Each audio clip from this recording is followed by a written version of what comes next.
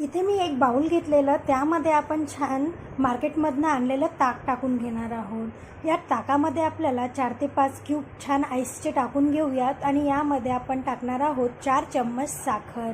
थोडंसं खट्टा मिठ्ठा छान लागते ना, म्हणून 4 चम्मच साखर आणि चवीनुसार मीठ, थोडंसं किंचित तिखट आणि आपण इथे जिरे पावडर करून ठेवलेली आणि मस्त जलजिराची पावडर हे मिक्स केले, कोथिंबीर टाकली आणि मस्त याला छान ढवळत आपण मिक्स करून घ्यायचं।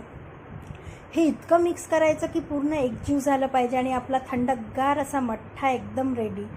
उन्हाळ्यामध्ये ताक प्यायला खूप अतिशय छान असतं, थंड असतं आणि शक्तिवर्धक असतं। आपण थोडंसं यामध्ये लिक्विडीकरणासाठी पाण्याचं ॲड करणार आहोत आणि ही रेसिपी नक्की आवडल्यास माझ्या चॅनलला सबस्क्राईब करायला विसरू नका, लाईक करा आणि नवीन व्हिडिओ असेच बघत राहा आणि माझे फुल व्हिडिओ पण बघत राहा। पूर्ण यूट्यूब चॅनल चेक करा।